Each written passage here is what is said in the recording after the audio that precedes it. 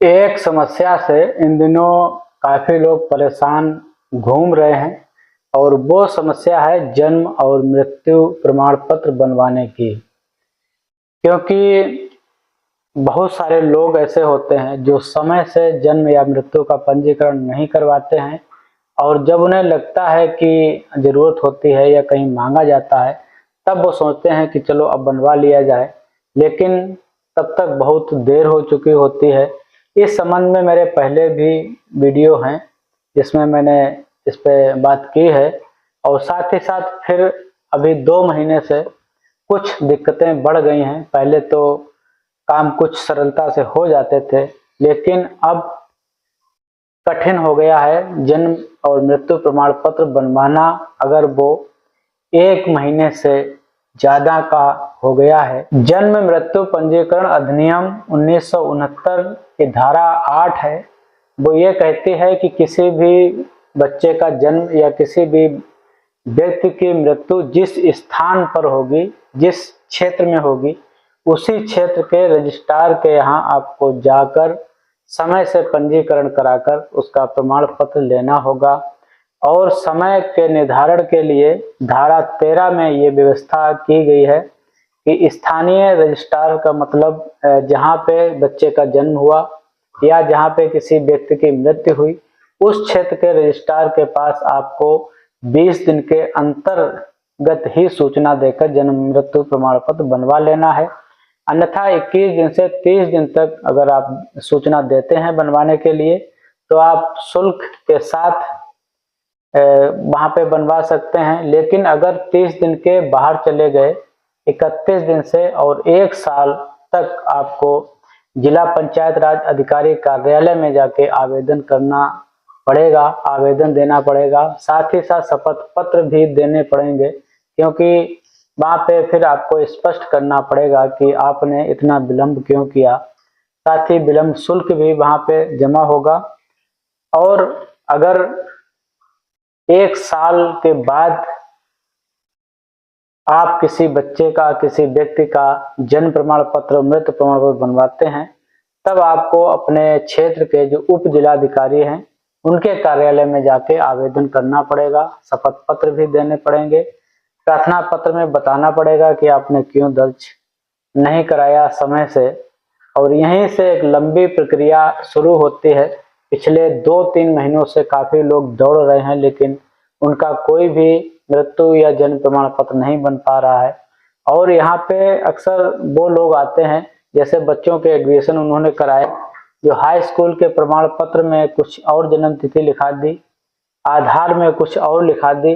अब वो बच्चे कहीं परीक्षा नहीं दे पा रहे हैं, कहीं तमाम समस्याएं उनके सामने आ रही हैं, तब वो चाह रहे हैं कि हाई स्कूल में जो जन्म तिथि अंकित है उस हिसाब से उनका आधार कार्ड में भी पंजीकरण हो जाए। यहाँ पे गार्जियन की ही गलती मैं मानूंगा, क्योंकि आधार कार्ड अभी 12-13 में बने हैं और कुछ बच्चे पहले उसके भी हाई स्कूल कर चुके हैं, बाद में भी हाई स्कूल किए हैं। तो जो जन्म तिथि आधार कार्ड पे दर्ज कराई थी भाई स्कूल में दर्ज करानी चाहिए थी, या जो स्कूल में दर्ज थी उसको आधार कार्ड पे दर्ज कराना चाहिए था। लेकिन ऐसा नहीं किया, ना तो ध्यान दिया, मनमानी सब जगह की। अब जब कागज अभिलेख मैच नहीं कर रहे हैं तब लोग परेशान घूम रहे हैं कि कैसे भी ये बदल जाए। लेकिन अब जन्म तिथि बदलना बहुत कठिन कर दिया सरकार ने, आधार कार्ड पे संशोधन कराना बहुत कठिन कर दिया। तो यहाँ पे जब आप उप जिलाधिकारी कार्यालय में जाएंगे तो वहां आपको आवेदन करना पड़ेगा।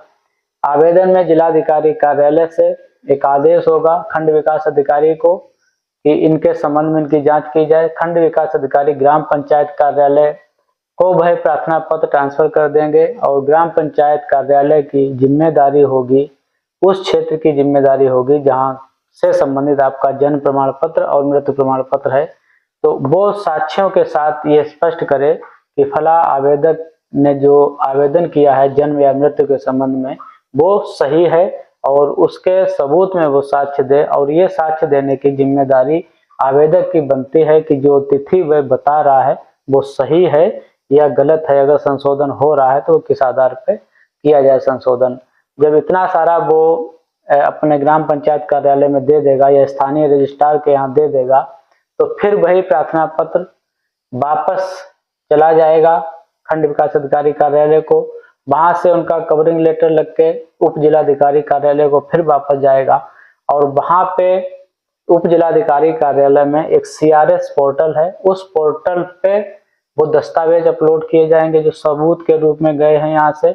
वहां से एक रसीद जारी होगी और रसीद में एक नंबर होगा, डिटेल होगा, वो फिर वहां से लाकर आपको उसी कार्यालय में वापस आना है जहाँ लास्ट में जहाँ पे आपको पंजीकरण कराना था। तो जहाँ वहां पे जब वो रसीद मिल जाएगी तब जो स्थानीय रजिस्ट्रार है ग्राम पंचायत कार्यालय है अपने पोर्टल से उसे अपने लॉगिन से उस वहां पे आवेदन करेगा, उस रसीद संख्या को डालेगा और वो फिर जन्म प्रमाण पत्र निकलेगा फिर भी नहीं, और फिर वो चले जाएगा हाई अप्रूवल के लिए जिलाधिकारी की लॉगिन आईडी पर, जिसका जो लॉगिन का काम है वो मुख्य चिकित्सा अधिकारी के कार्यालय में देखा जाता है। तो वहां से अप्रूव होने के बाद ही जब वहां से अलाउ कर दिया जाएगा तब जाके ग्राम पंचायत कार्यालय पे जन्म प्रमाण पत्र या मृत्यु प्रमाण पत्र निकल पाएगा। तो ये इतनी लंबी प्रक्रिया हो गई, काफी लोग थक जाते हैं, खींचने लगते हैं, चिल्लाने लगते हैं और काफी लोग ये समझते हैं कि सचिव लोग बनाते नहीं हैं। तो जो नियम है लागू हो चुके हैं, आपको इस बात का विशेष ध्यान रखना होगा। घर में कोई भी जन्म या मृत्यु हो उसका 30 दिन के अंतर्गत ही पंजीकरण करा लें, अन्यथा आपके सामने भी ये समस्या खड़ी हो सकती है। जन्म मृत्यु पंजीकरण अधिनियम 1969 के तहत नियमों का पालन अब ठीक से किया जाने लगा है, क्योंकि बहुत सारे लोग इन प्रमाण पत्रों का दुरुपयोग करते थे, इसलिए ऐसा ये सब हुआ है। आप हमें हमारे चैनल पर पहली बार हमें सुन रहे हैं, देख रहे हैं, तो हमारे चैनल को सब्सक्राइब कर लीजिएगा, वीडियो को शेयर भी करिएगा लोगों तक। अगर पहले से ही देखते हैं सब्सक्राइब नहीं किया है तो जरूर सब्सक्राइब कर लें हमारे चैनल को। आपकी ज़्यादा से ज़्यादा संख्या हमारे लिए ज़्यादा से ज़्यादा आप बातों को रखने का मौका देगी।